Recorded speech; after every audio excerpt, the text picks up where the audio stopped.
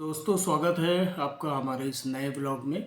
और इस ब्लॉग में भी मैं आपको एक हंटिंग टेल, एक हंटिंग स्टोरी सुनाने वाला हूँ, जो कि केनेथ एंडरसन ने, जो कि काफ़ी फेमस हंटर हुए थे हमारे इंडिया में। हालांकि वो आयरिश मूल के थे, लेकिन वो लगभग पूरी ज़िंदगी उन्होंने इंडिया में, साउथ इंडिया में स्पेशली बेंगलोर में बिताया था। और वो काफ़ी फेमस हंटर थे। जैसे जिम कॉर्बेट नॉर्थ इंडिया में थे और साउथ इंडिया में केनेथ एंडरसन। तो ये जो इंसिडेंट है, ये है केम्पे कराई, एक छोटा सा प्यारा सा विलेज है, जो कि 4,000 फीट की ऊंचाई पर, ऑल्टीट्यूड पर है। और ये दक्षिण भारत के सालेम डिस्ट्रिक्ट में आता था। और सालेम डिस्ट्रिक्ट उस वक्त के मद्रास प्रेसिडेंसी का हिस्सा था। और ये केम्पाकराई गांव बहुत ही खूबसूरत था। और ये गांव दोनों तरफ से पहाड़ों से घिरा हुआ था, और उन दोनों पहाड़ों के बीच में एक वैली सा था, वहीं पर था ये गांव। तो दोस्तों, इस खूबसूरत से गांव में एकदम से एक बार ना बाघ की दहशत हो गई। मतलब एक मैन ईटर टाइगर का आतंक दिन ब दिन बढ़ने लगा। और जिसका लोगों को रियलाइजेशन तब हुआ जब दो तीन घटनाएं हुई, दो तीन इंसिडेंट हुआ, और लोगों को कोई सॉलिड एविडेंसेस मिले कि हाँ भाई, इस एरिया में कोई मैन ईटर टाइगर घूम रहा है, और मैन ईटर टाइगर ही लोगों पर हमला करके उनको अपना शिकार बना रहा है। तो जो पहला इंसिडेंट था, वो उस गांव का एक पुजारी था। यहाँ पुजारी का ये मतलब नहीं जो आमतौर पर लोग समझते हैं। पुजारी का मतलब वो ब्राह्मण या पंडित जो मंदिरों में पूजा पाठ कराता है।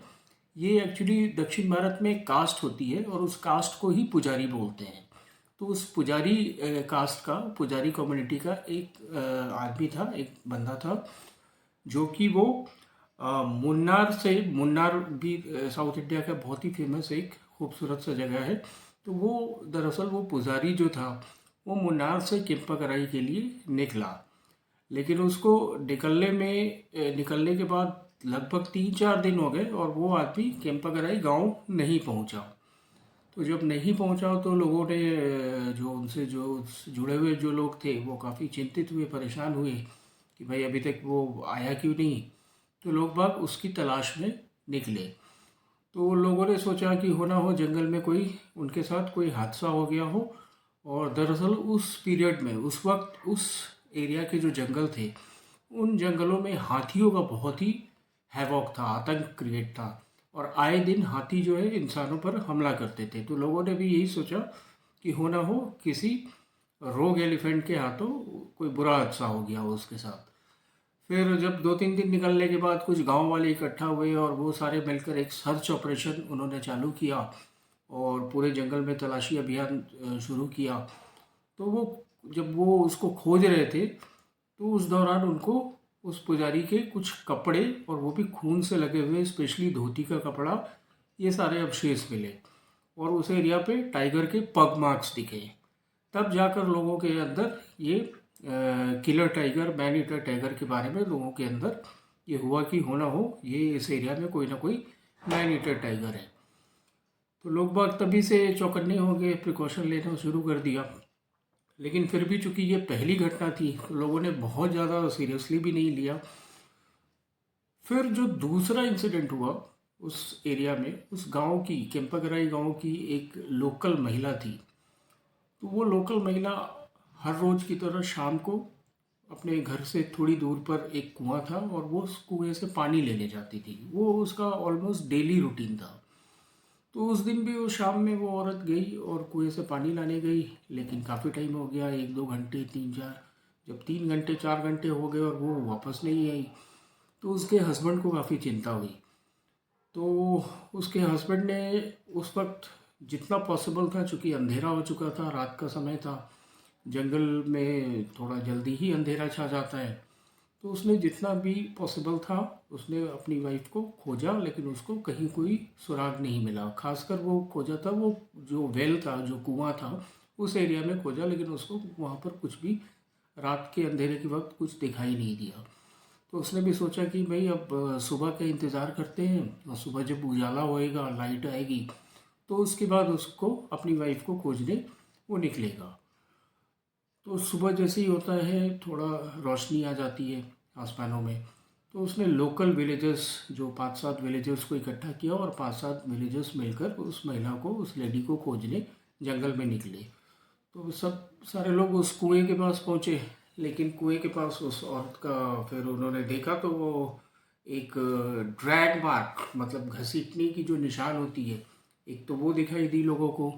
और वहाँ कुएं के आसपास कुछ पग मार्क्स दिखे, जो कि फ्रेश पग मार्क्स थे। फ्रेश पग मार्क्स मतलब कि एक दिन पहले का पग मार्क था। तो लोगों ने उसी ड्रैग डायरेक्शन को फॉलो किया। फिर आगे चलकर वो जंगल में देखा उन्होंने कि उस लेडी की हाफ ईटन बॉडी, आधी खाई हुई शरीर वहाँ पर पड़ी हुई थी। और जहाँ पर उस लेडी की बॉडी पड़ी हुई थी, जो कि आधा किसी जानवर ने खा रखा था, लेकिन अब यहाँ शक की कोई गुंजाइश ही नहीं थी कि वो जानवर कोई और था एक्सेप्ट टाइगर, क्योंकि वहाँ पर खूब सारे पग मार्क्स मिले थे टाइगर के। तो लोगों ने समझ लिया कि भाई टाइगर अब डे बाय डे हमारे लिए एक गांव के नज़दीक ही आता जा रहा है, तो कभी भी कुछ भी हो सकता है। तो इस घटना के बाद गांव वाले काफ़ी दहशत में आ गए और काफ़ी पैनिक क्रिएट हो गया। और शाम होते ही ऑलमोस्ट उस गांव में एक कर्फ्यू की सिचुएशन लग गई। मतलब कोई भी अंधेरा होने के बाद अपने घर घर से बिल्कुल भी नहीं निकलता था। और जैसे ही हल्का अंधेरा हुआ या सूरज डूबा, दिन ढला, तो लोग अपने घरों में दुबक जाते थे और घर को लॉक करके रहते थे। तो काफ़ी पैनिक सा माहौल था। और इन सब समस्याओं की वजह से लोगों को अगर एक जगह से दूसरे जगह, नॉट ओनली इन नाइट्स, मतलब सिर्फ रातों में नहीं, इवन ड्यूरिंग डे टाइम, अगर दिन के टाइम में भी अगर किसी को थोड़ी दूर एक गांव से दूसरे गांव अगर ट्रैवल करना होता था, तो लोग बाग ऑलवेज ग्रुप्स में ही ट्रैवल करते थे। कोई भी अकेला एक गांव से दूसरे गांव या ज़्यादा दूर तक अपने घर से जाता नहीं था, और ग्रुप्स में ही ट्रैवल करते थे। दहशत का इतना ज़्यादा आलम फैल गया था उस तरफ। एक्चुअली टाइगर्स की एक टेंडेंसी होती है कि वो अगर ग्रुप में 3 4 5 लोग हों तो उनको अवॉइड करता है। लेकिन अगर टाइगर को, अगर खासकर कोई टाइगर, वैसे तो नॉर्मली देखा जाए तो टाइगर बहुत ही जेंटलमैन क्रिएचर है, और अगर हम उससे दूरी बना कर रहे हैं तो वो बिल्कुल भी अटैक नहीं करता है और वो अपने रास्ते निकल जाता है। लेकिन यहाँ बात हो रही है एक मैन ईटर टाइगर की। तो मैन ईटर टाइगर को अगर कोई अपना एक शिकार दिख गया, इजी प्रे दिख गया, सिंगल कोई अकेला इंसान, तो फिर वो घात लगाकर उसको एम्बुश करके उसको मार डालेगा ही। तो लोग बाग ग्रुप्स में ट्रैवल करने लगे। दोस्तों, इस घटना से जो मैन ईटर टाइगर का खौफ था, इससे जुड़ी कई किस्म की प्रॉब्लम्स होने लगी गांव में, जिसमें एक सबसे बड़ा अहम प्रॉब्लम था गांव की साफ़ सफाई, यानी कि सैनिटेशन। दोस्तों, ये उस वक्त की बात है जब गांव वाले जो थे, विलेजर्स जो थे, उनके घरों में मॉडर्न टॉयलेट्स मतलब होते नहीं थे। तो लोग बाग, गांव के लोग अपने घरों से दूर जंगल में या खेतों में ही जाकर फ्रेश होते थे, रिलीव होते थे। लेकिन अब किसी के अंदर इतनी हिम्मत ही नहीं बची कि वो अर्ली मॉर्निंग या लेट इवनिंग जाकर अपने घरों से दूर जंगल में फ्रेश हो सके, रिलीव कर सके। तो लोगों ने अपने घर के आसपास ही फ्रेश होना शुरू कर दिया, जिससे गांव में गंदगी की समस्या पैदा होनी शुरू हो गई। तो अब मैं आपको बताऊं कि एक व्यक्ति था उस एरिया में जिसका नाम था वायरा। और वो वायरा केनेथ एंडरसन का पर्सनली काफ़ी नोन था, काफ़ी जानकार था। तो उस केम्पागराई विलेज में उस वायरा का दामाद भी रहता था। अब वायरा के का जो दामाद था, उसने ये डिसाइड किया कि भाई कुछ भी हो जाए, मैं अपने घर में या घर के आसपास गंदगी नहीं करूँगा। और मैं जैसा एज यूजुअल पहले जाता था खेतों में या जंगल में, गांव के आउटस्कर्ट्स पे, तो वहीं जाकर फ्रेश हुआ करूँगा, ताकि घर के आसपास साफ सफाई बरकरार रहे। तो ऐसे वो लगभग अमूमन हर रोज़ जाता ही था इस दहशत भरे माहौल में भी। वो चांस की बात थी, अभी तक जा रहा था। फिर एक दिन क्या हुआ कि वो फ्रेश होने गया गांव के आउटस्कर्ट्स पर, लेकिन काफ़ी टाइम बीत गया, करीब 1 2 3 घंटे बीत गए होंगे। घर वाले काफ़ी परेशान हो गए, तो उसकी वाइफ लिहाजा सबसे ज़्यादा परेशान थी। तो उसने आसपास गांव वालों को बताया कि भाई मेरे हस्बैंड अभी 3 घंटे हो गए, 4 घंटे हो गए और अभी तक फ्रेश होकर आए नहीं, तो आप लोग प्लीज़ मेरी हेल्प करो और उनको ढूंढने चले। लेकिन किसी भी गांव वालों में इतनी हिम्मत नहीं थी क्योंकि टाइगर का खौफ इतना ज़्यादा छाया हुआ था कि किसी के अंदर ये हिम्मत नहीं हुई, नॉट इवन इन ग्रुप्स, कि भाई इकट्ठा होकर 10-20 लोग इकट्ठा होकर जाकर उसको अंधेरे में जंगल में खोद सके। तो कि लिहाजा कोई भी उस लेडी की मदद के लिए आया नहीं। फिर उस लेडी का रोते रोते बुरा हाल था, किसी भी तरीके से करके उसने रात गुजारी, रात बिताई। और जब नेक्स्ट मॉर्निंग हुआ, उजाला आया, तो गांव के कुछ लोगों ने सोचा, उनका हार्ट चेंज हुआ, दिल पसीजा होगा या जो भी हो, कि नहीं हमें इसकी मदद करनी चाहिए। तो करीब 10-15 लोग मिलकर उसको खोजने जंगल में निकले। तो गांव के जो आउटस्कर्ट्स नॉर्मली वो जहाँ जाता जाया करता था फ्रेश होने, उस एरिया में उन्होंने स्कैन करना शुरू किया।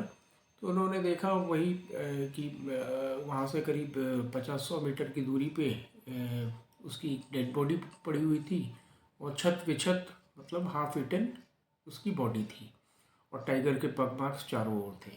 तो अब तो शक की कोई गुंजाइश ही नहीं बची कि ये जो भी आए दिन जो घटनाएं हो रही हैं, ये किसी और एनिमल का नहीं बल्कि टाइगर का ही काम है। अब दहशत और ज़्यादा बढ़ गई। अब इस पर्टिकुलर घटना ने वायरा को अंदर से हिला कर रख दिया, क्योंकि वो जो व्यक्ति अभी लेटेस्ट शिकार बना था, विक्टिम हुआ था टाइगर का, वो उसका खुद का अपना दामाद था। तो वायरा भी टूट पड़ा इस घटना से और काफ़ी रोया उसने।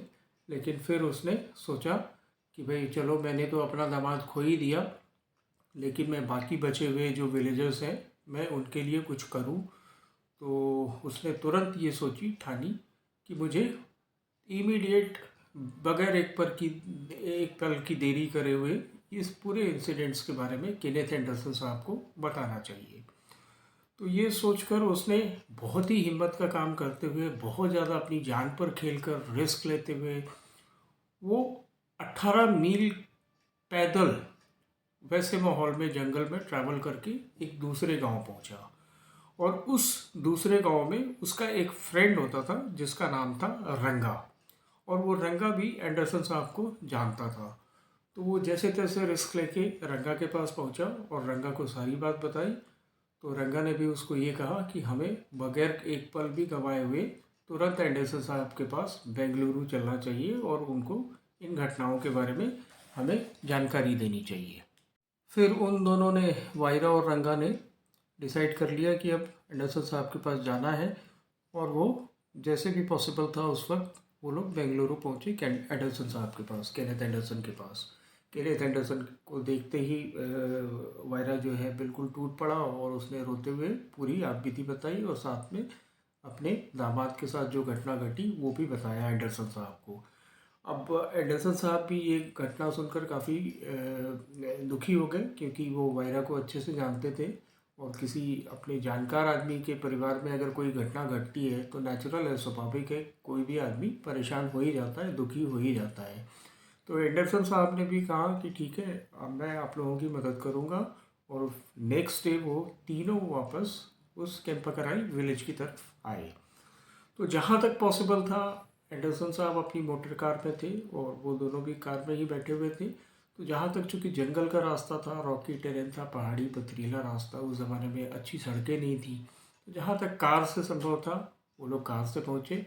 और उसके बाद जो है उन्होंने कार को किसी सेफ प्लेस पे पार्क किया होगा, उस ज़माने में जो भी अवेलेबल रहा होगा।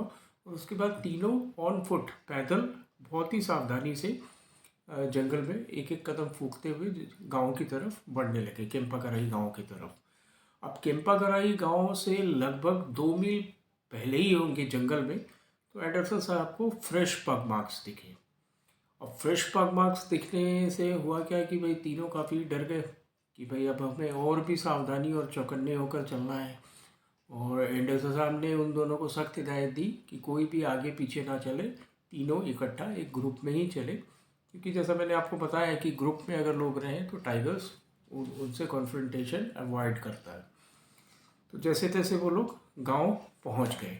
गांव पहुंचने के बाद फिर उस रात तो एंडरसन साहब ने सोचा कि आज रेस्ट करते हैं, फिर कल नेक्स्ट मॉर्निंग इस टाइगर का कुछ किया जाए। अब नेक्स्ट डे जब होती है तो पूरे दिन इन तीनों ने प्लान करा कि भाई टाइगर को कैसे पकड़ा जाए या टाइगर को कैसे मारा जाए। तो एंडरसन साहब ने एक प्लान करा, उन दोनों को एक जिम्मेदारी, रिस्पॉन्सिबिलिटी दी कि वो दोनों कोई बेट का अरेंज करें। बेट का मतलब कि एक चारा, चारा मतलब जो टाइगर को अट्रैक्ट करने के लिए कोई जानवर का इंतज़ाम करे। जानवर जैसे कि किसी भैंसे का बछड़ा, भैंस का बच्चा। तो उस वायरा और रंगा ने पूरे दिन 2 बेट का इंतज़ाम करा एंडरसन साहब के लिए। और फिर वो एंडरसन साहब जो है उन दोनों बेट को लेकर जंगल की तरफ चले।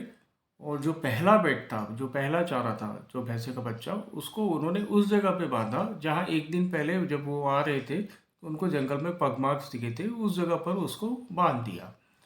और दूसरा उसी से थोड़ा हटकर एक थोड़ा सा वैली से नीचे एक स्ट्रीम, एक नाला सा पानी का स्रोत था। तो टाइगर अमूमन जो है पानी के आसपास रहना पसंद करते हैं। तो एंडरसन साहब ने ये सोचकर कि पक्का टाइगर पानी वानी पीने आएगा तो उसकी नज़र इस बछड़े पे पड़ेगी तो उसको अटैक करेगा। तो दूसरा बेट उन्होंने उस स्ट्रीम पे टाई करा, बांधा वहाँ पर। और फिर उन दोनों को, वायरा और रंगा को, वापस भेज दिया गांव की तरफ। और वो खुद गांव का जो वो कुआं था, वेल, जहाँ पर वो जो सेकंड इंसिडेंट जो मैंने आपको बताया था, जो औरत पानी लेने गई थी, उस कुएं के पास वो खुद बैठकर टाइगर का इंतज़ार करने लगे। अब धीरे धीरे करके रात बीता, 10 बज गए, 11 बज गए, 12 बज गए, लेकिन टाइगर का कहीं कोई नामो निशान कुछ भी नहीं। और वो जो वेल था, जो कुआं था, उस कुएं के आसपास काफ़ी ऊंचे ऊंचे पेड़ थे और काफ़ी घने पेड़ थे वहाँ पर। तो एक बार तो रात में एंडरसन साहब भी डर गए कि भाई खूब अंधेरा है, चारों तरफ कुछ भी प्रॉपर दिख नहीं रहा है और आसपास इतने घने पेड़ हैं। तो क्या पता एकदम से अचानक अगर टाइगर पेड़ों के पीछे से निकल कर सामने आ जाए तो उनको रिफ्लेक्स एक्शन, मतलब उनको संभलने का शायद मौका भी ना मिला। ये सोचकर वो बिल्कुल डर गए। लेकिन एंडरसन साहब थे काफ़ी करेजियस, काफ़ी हिम्मत वाले थे। तो उन्होंने फिर भी रिस्क लेना उचित समझा और टाइगर को अट्रैक्ट करने के हिसाब से उन्होंने कुएं से पानी भी निकाला, ताकि वो कुएं से जब पानी बाल्टी डालकर जब वो खींचते हैं तो गुड़गुड़ की जो आवाज़ आती है तो वो आसपास टाइगर को सुनाई दे और टाइगर कुएं की तरफ अट्रैक्ट हो। तो दोस्तों, कहने को तो 2 बेट उस दिन बांधा था एंडरसन साहब ने, लेकिन अगर ऑनेस्टली देखा जाए तो उस रात 3 चारा थे टाइगर के लिए। एक तो वो जो नाले के पास उन्होंने बांधा, दूसरा उस जगह पर जहाँ पर टाइगर के पग मार्क्स मिले थे, और जो तीसरा चारा यानी कि तीसरा बेट, वो एंडरसन साहब खुद थे जो कुएं के पास खड़े थे। तो 3 बेट के इंतज़ार में, लेकिन पूरे इंतज़ार में पूरी रात निकल गई, लेकिन उस टाइगर का कहीं कोई अता पता नहीं। फिर जैसे ही सुबह हुई तो वायरा और रंगा उस जगह पर आते हैं कुएं के पास। फिर वहाँ से तीनों इकट्ठा होकर जंगल की तरफ जाते हैं। तो उन्होंने क्या देखा, पहले वो लोग गए वहाँ स्ट्रीम, नाले के पास, जहाँ पर वो जो पेट बांधा हुआ था एक बछड़े को। तो वो बछड़ा बिल्कुल हट्टा कट्टा स्वस्थ अपना, मतलब उस टाइगर उधर गया ही नहीं और उस पर अटैक भी नहीं करा। लेकिन जो दूसरा बेट, जो जहाँ टाइगर के पग मार्क्स मिले थे, वहाँ पर पहुँचे तो उन्होंने देखा कि वो बेट जो है उसको टाइगर ने मार रखा था और उसके बॉडी का थोड़ा बहुत हिस्सा उस टाइगर ने खाया था। बल्कि अभी मेजर पोर्शन जो था उसके बॉडी का, वो एज इट इज़ वहाँ पे पड़ा हुआ था। तो एंडरसन साहब ने सोचा कि अभी ऑलमोस्ट 80% फ्लैश इस बॉडी का बचा हुआ है, तो हो ना हो टाइगर दोबारा आएगा अपने जहाँ पर वो किल करता है। जनरली क्या होता है कि टाइगर्स पहले किल करते हैं, किल करने के बाद अपने हंट को किसी सुरक्षित प्लेस पे रखते हैं और उसके बाद कुछ देर बाद वो आते हैं खाना खाने, उसको खाने। तो एंडरसन साहब ने भी ये सोचा अभी तो थोड़ा बहुत ही खाया है, हो ना हो ये टाइगर दोबारा आएगा अपने शिकार को खाने। दोस्तों, वो जो सेकंड स्पॉट थी जहाँ पर उस बेट को टाइगर ने आधा खा रखा था, थोड़ा बहुत खा रखा था, माफ़ कीजिए, तो उस प्लेस के आसपास काफ़ी घने पेड़ थे। तो एंडरसन साहब ने बोला उन दोनों को, वायरा और रंगा को, एक नई जिम्मेदारी दी, रिस्पॉन्सिबिलिटी, कि आज वो पूरे दिन उनके लिए वहाँ पेड़ों पर एक मचान बनाए, ताकि वो एंडरसन साहब शाम को अंधेरे में, रात में वहाँ बिताना चाहते थे टाइगर के इंतज़ार में। तो वायरा और रंगा ने जो एंडरसन साहब की जो चेयर थी, कैंप चेयर, उस चेयर को रस्सी से, मोटे रस्से से बांध बांध कर पेड़ पे लटका दिया था और फिर एंडरसन साहब को एक सीढ़ी से उस पर चढ़ा दिया और सीढ़ी को फिर वहाँ से हटा लिया था। तो एंडरसन साहब उस मचान पर बैठकर अंधेरा होने के बाद उस टाइगर का इंतज़ार करने लगे। फिर थोड़ी देर एंडरसन साहब का तो पूरा ध्यान था उस शिकार, वो उस बेट की तरफ, चारे की तरफ, कि अब वो आएगा और टाइगर अपने किल को ईट करेगा, खाएगा।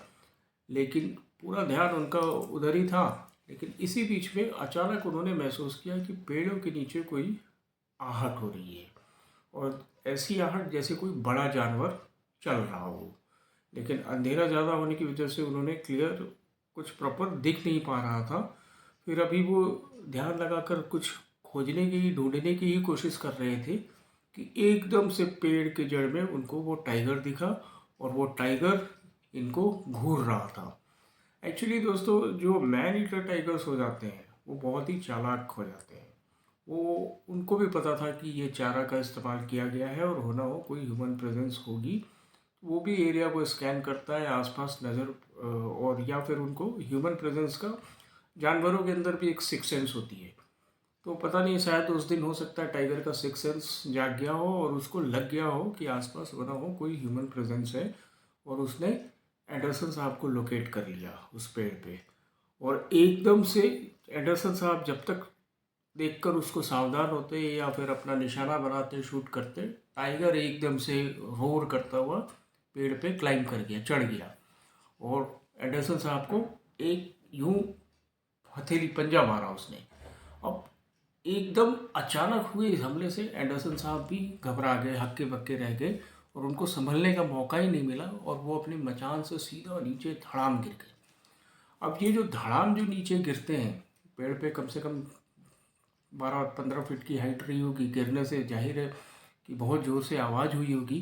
तो इस धड़ाम से, इस जो अचानक हुई सारी घटनाएं, कि टाइगर का एकदम से गुर्रा के पेड़ पे चढ़ना, एंडरसन साहब को ऐसे पंजा मारना, एंडरसन साहब घबरा कर नीचे गिर गए और आवाज़ हुई, तो टाइगर भी जो है फॉर ए मोमेंट घबरा गया, और वो वहाँ से एकदम से भाग गया टाइगर। और उसने जो पंजा जो मारा इस पूरे चक्कर में, तो एंडरसन साहब के हिप में उसके पंजे गड़ गए थे, और जिससे कि एंडरसन साहब के हिप के पास से काफ़ी ब्लीडिंग स्टार्ट हो गई थी, और एक अच्छा खासा जख्म देकर वो टाइगर वहाँ से भाग गया। दोस्तों, ये जो घटना घटी एंडरसन साहब के साथ, आप इमेजिन कर सकते हैं कि कितना खतरनाक, कितना भयावह मंजर होगा। और एक शिकारी ने, जो कि एंडरसन साहब की तरह परफेक्ट हंटर था, सक्सेसफुल हंटर, तो उन्होंने जो सोचा कि भाई टाइगर अट्रैक्ट होएगा बेट की तरफ, लेकिन यहाँ एंडरसन साहब का सारा दाव उल्टा पड़ गया, और एकदम से अनएक्सपेक्टेडली टाइगर ने इन पे अटैक कर दिया। और इस पूरे अटैक्स में एंडरसन साहब घायल भी हो गए। तो उनको सबसे बड़ी चिंता यही हो गई कि भाई ये जो घाव देकर गया है, कहीं इसमें बैक्टीरियल इन्फेक्शन ना हो जाए, क्योंकि टाइगर के क्लोज वगैरह में बहुत टाइप के जर्म्स रहते हैं। तो उनको सबसे ज़्यादा चिंता हुई कि कहीं इन्फेक्शन ना हो जाए। तो फिर उनको ये भी एक आइडिया लग गया कि चूँकि टाइगर को पता चल गया है कि भाई ह्यूमन प्रेजेंस है या एंडरसन साहब का प्रेजेंस है, तो टाइगर अब तो आएगा नहीं वो दोबारा, एटलीस्ट उस रात तो बिल्कुल भी नहीं आएगा। तो एंडरसन साहब जैसे तैसे करके रिस्क लेते हुए वो वापस गाँव पहुँचते हैं, और गाँव पहुँचने के बाद जो उनका जख्म था, वुंड, घाव, उस घाव पर उन्होंने प्रॉपर मेडिसिन वगैरह, ऑइंटमेंट वगैरह लगाया, और वायरा और रंगा ने, दोनों ने मिलकर काफ़ी अच्छे से एंडरसन साहब की ड्रेसिंग वगैरह करी। फिर उसके बाद नेक्स्ट मॉर्निंग एंडरसन साहब का जो घाव था वो रिलेटिवली थोड़ा सा बेहतर हुआ। तो फिर एंडरसन साहब इतना तो सुकून में आ गए कि चलो किसी भी किस्म का कोई मेजर इन्फेक्शन नहीं हुआ, और जो घाव है उनका वो अब इम्प्रूवमेंट की राह पे है। फिर तीनों मिलकर वापस उस जंगल पर आते हैं, एंडरसन साहब, वायरा और रंगा। तो उनको जो स्ट्रीम के पास जो बेट बांधा हुआ था, जो जिस बछड़े को, जिस जानवर को उन्होंने बांध रखा था टाइगर को अट्रैक्ट करने के लिए, वो तो बिल्कुल सेफ एंड साउंड था वहाँ पर। और हालांकि वहाँ पे टाइगर के पग मार्क्स दिखे, लेकिन उसने उस एनिमल को कोई हार्म नहीं पहुँचाया था। और जो दूसरा बेट था जिसको टाइगर ने थोड़ा खा रखा था, उसके पास पहुँचे तो उनको दिखा कि वो, उसकी बॉडी एज इट इज़ बची हुई है। इसका मतलब है कि टाइगर आया नहीं। तो उन्होंने समझ लिया कि भाई चूंकि उसने ह्यूमन प्रेजेंस को महसूस कर लिया है तो अभी वो वापस इतनी जल्दी आएगा नहीं। तो उन्होंने फिर अपना प्लान चेंज करा एडिसन साहब ने। उन्होंने इस बार जो प्लान बनाया कोई मचान का प्लान नहीं बनाया। तो इस बार जो उनका प्लान था कि वो जो स्ट्रीम जो बह रही थी, जो रेवाइन जो जो नाला सा था, तो उन्होंने सोचा कि आज की रात में इस नाले में बैठूंगा और नाले में बैठकर फिर मैं थोड़ा नीचे से जो है ऊपर एम रखूंगा आसपास। तो उन्होंने खुद को थोड़ा प्रोटेक्ट करने के लिए और थोड़ा सा सेफ रखने के लिए उन्होंने एक बुलॉक कार्ट की जो पहिया होती है, बुलॉक कार्ट बैलगाड़ी का जो पहिया जो उस ज़माने में लकड़ी की अमूमन बनती थी, उसके पहिया को उन्होंने ऊपर एज पे, रिवाइन के एज पे फिक्स कर लिया वायरा और रंगा की मदद से। और उस जो पहिया था बैलगाड़ी का, उसके जो स्पाइक्स थे, जो स्पोक्स होते हैं, उसके उन्होंने सोचा कि मैं राइफल उनके बीच से निकाल कर अगर टाइगर दिखता है तो मैं उसको शूट कर दूंगा। तो ऐसा पूरा प्रॉपर अरेंज करने के बाद वायरा और रंगा तो वहाँ से चले गए। फिर एंडरसन साहब उस नाले में बैठ गए और जैसे जैसे थोड़ा समय निकला तो एकदम से एंडरसन साहब को वहाँ पर एक भालू की आवाज़ सुनाई दी। और भालू भी आपको पता है जंगल में काफ़ी डेडली क्रिएचर है और एंडरसन साहब नहीं चाहते थे कि भालू को कोई नुकसान पहुंचाए, लेकिन फिर भी अगर वो भालू वहाँ पे रह जाता तो फिर इनका पूरा प्लान चौपट हो जाता। तो उन्होंने कुछ साउंड्स प्रोड्यूस की एंडरसन साहब ने भालू को डराने के लिए। कोई तेज़ आवाज़ लगाई, चीखा होगा, चिल्लाया होगा या जो भी करा होगा। तो भालू एकदम से घबरा कर उस जगह से निकल लिया। तो भालू के निकलने के बाद अगेन उस जगह पर दोबारा शांति बहाल हो गई और बिल्कुल पिन ड्रॉप साइलेंस था। फिर थोड़ा आधा 1 घंटा 2 घंटा निकला होगा, फिर एकदम से एंडरसन साहब को हल्की नींद भी आने लगी, लेकिन वो फिर भी सोए नहीं थे। फिर एकदम से उनकी नज़र पड़ती है तो टाइगर उन दोनों स्पाइक्स के, वो जो बुलॉक कार्ट का जो पहिया था, उनके स्पाइक्स के बीच से इनको देख रहा था और एकदम ग्राउल करते हुए उसने अपना पंजा 2 स्पाइक्स के बीच से इनकी तरफ बढ़ाया। लेकिन इस बार एंडरसन साहब थोड़े चौकन्ने थे तो उन्होंने तुरंत एम करा और शूट किया उस टाइगर की तरफ। अब अंधेरे की वजह से कुछ पता नहीं चला कि जो गोली लगी, जो फायर हुई, टाइगर को कहाँ लगी, किस हिस्से में लगी, लेकिन टाइगर एकदम से दहाड़ मारकर वहाँ से भाग गया। अब एंडरसन साहब ने सोच लिया कि भाई आज रात फिर वापस टाइगर आएगा नहीं। अभी वो थोड़ा सा इन सब भालू के घटना से और टाइगर के अटैक से थोड़ा सा खुद को संभाल ही रहे थे कि एकदम से वहाँ पर बूंदाबांदी चालू हो गई और वो रात थोड़ी क्लाउडी सी थी और बूंदाबांदी देखते देखते हल्की तेज़ बारिश में कन्वर्ट होने लगी। अब एंडरसन साहब के लिए दूसरी सबसे बड़ी समस्या थी कि वो खुद एक नाले में बैठे हुए थे और वो एक बरसाती नाला था और ऐसे बरसातों में ज़्यादा समय नहीं लगता कि ऐसे बरसाती नदी नाले जो है एकदम से भर जाते हैं। तो एंडरसन साहब ने भी सोचा कि इससे पहले कि नदी में पानी आ जाए, नाले में तेज़ पानी आ जाए, बहाव तेज़ हो जाए, मुझे इस जगह से निकलना होगा। फिर वो वहाँ से निकलते हैं और फिर रिस्क लेते हुए वापस गांव में पहुँचते हैं, जहाँ वायरा और रंगा पहले से इनका इंतज़ार करते हुए मिल गए, हाथों में लालटेन लिए हुए, क्योंकि वायरा और रंगा भी समझ गए थे कि आज एंडरसन साहब तो नाले में बैठे हुए हैं और ये बारिश हो रही है, नाले में पानी आ जाए तो फिर एंडरसन साहब के लिए खतरा होगा। तो ये बेसब्री से ये दोनों एंडरसन साहब का इंतज़ार कर रहे थे और फिर एंडरसन साहब ने उनको सारी बातें बताई कि ऐसा ऐसा जो भालू वाली इंसिडेंट और टाइगर के अटैक वाली इंसिडेंट, दोनों बातें उन दोनों को बताई। नेक्स्ट मॉर्निंग एंडरसन साहब ने टाइगर के पग मार्क्स खोजने की कोशिश करी, लेकिन उनको नेचुरल था पग मार्क्स तो कैसे मिलता है, एक रात पहले इतनी तेज़ बारिश हुई थी उस एरिया में, तो हर तरफ कीचड़ और जो भी अगर पग मार्क्स रहे भी होंगे तो वो वॉश ऑफ धुल चुके थे।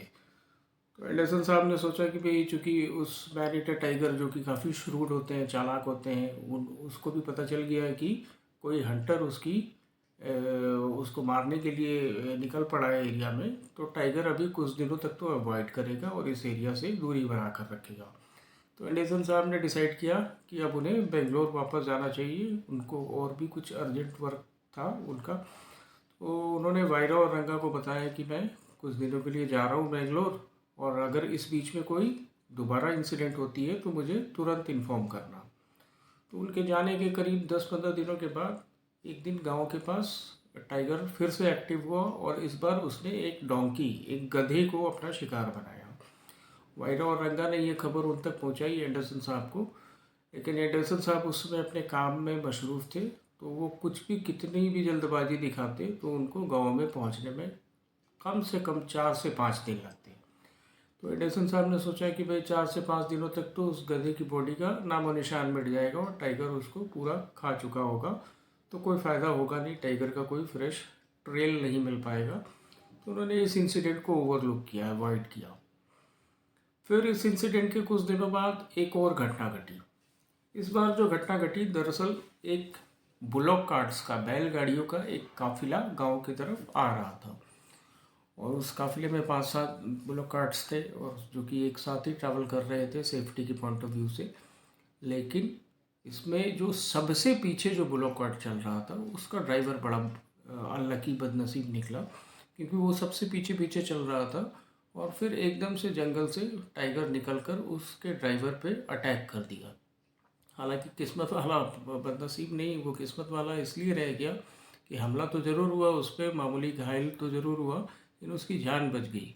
उसने बड़े ज़ोर से चिल्लाया और घबराहट में कूदकर आगे, बैलगाड़ी के आगे कूदकर दोनों बैलों के बीच में, दोनों बुलॉक्स के बीच में छुप गया। अब ये जो चीख पुकार सुनकर बाकी जो आगे के जो बैलगाड़ी वाले, बुलॉक कार्ट्स वाले थे, वो सारे लोग इकट्ठा हुए, दौड़े, चीख चीख पुकार मचाई, तो टाइगर वहाँ से भाग लिया था। तो ये इस इंसिडेंट के बाद एंडरसन साहब ने सोचा कि नहीं, अभी मुझे वहाँ पहुँचना चाहिए गांव। तो वो जब गांव की तरफ आ रहे थे तो उनको रास्ते में एक और कॉन्वॉय मिला गाड़ियों का, बैलगाड़ियों का। तो उस कॉन्वॉय के लोगों ने बताया एंडरसन साहब को कि भाई फलाने जगह पर, वहाँ पर फ्रेश पग मार्क्स मिले। तो अब एंडरसन साहब ने सोचा कि भाई फ्रेश पग मार्क्स है, तो अब टाइगर की प्रेजेंस है इस एरिया में, टाइगर दोबारा एक्टिव हो चुका है। और फिर वहाँ एंडरसन साहब को वायरा और रंगा भी मिलते हैं। तो फिर ये तीनों डिसाइड करते हैं कि जो पग मार्क्स है उसके डायरेक्शन को फॉलो करते हैं कि टाइगर किस ओर गया है। तो उन्होंने 2 बातें उन्होंने डिस्कवर करी कि एक तो पहली बात कि टाइगर उस एरिया में एक रिवर बहती थी, चिनार रिवर, तो चिनार रिवर की तरफ टाइगर ट्रैवल किया है। और दूसरा कंक्लूजन जो इन्होंने निकाला एंडरसन साहब ने पग मार्क्स को स्टडी करके, कि टाइगर एक पैर से लंगड़ा था, जो कि लंगड़ा के चल रहा था टाइगर। तो एंडरसन साहब ने सोचा कि उस दिन जो बुलॉक कार्ट वाला, जो बुलॉक कार्ट का जो पहिया लगाकर वो नाले में जो छुपे हुए थे, और उस दिन जो उन्होंने फायर करा होगा, तो हो ना हो टाइगर के किसी पैर में लगा होगा, लेकिन टाइगर सरवाइव कर गया। तो अब ये उस डायरेक्शन में, चिनार रिवर की तरफ, ये तीनों बढ़ गए, और एक सेफ डिस्टेंस पे इन्होंने वायरा और रंगा को इंस्ट्रक्ट किया कि तुम दोनों पेड़ पे चढ़ जाओ और खुद को उस रिवर से दूर रखो। और ये खुद उस रिवर के पास जाकर उस टाइगर के इंतज़ार में बैठ गए। अब टाइगर का इंतज़ार करने लगे, तभी अचानक क्या हुआ कि दोस्तों, एलिफेंट्स उस जंगल में, मैंने आपको पहले भी बताया था कि एलिफेंट्स की भी अच्छी खासी प्रेजेंस थी, और एलिफेंट्स की जो सूंघने की शक्ति होती है वो बहुत ही स्ट्रांग होती है। तो किसी वाइल्ड एलिफेंट ने एंडरसन साहब को, मतलब किसी ह्यूमन प्रेजेंस को उसने सूंघ लिया था, उसको खुशबू आ गई कि कोई ह्यूमन आसपास है। तो एलिफेंट ने बहुत ज़ोर से चिघाड़ा, और वो चिंगाड़ लगाकर लाउड ट्राइम्पेट करके एलिफेंट वहाँ से निकल लिया। एंडरसन साहब ने एलिफेंट के सामने जाना उचित नहीं समझा, तो वो खैर एनीवेज वो एलिफेंट तो वहाँ से निकल गया। अब ये फिर इंतज़ार में बैठे हुए थे टाइगर के, और वो एक फुल मून नाइट थी, चांदनी रात थी, तो बहुत हद तक जंगल में दिख रहा था उनको चारों तरफ।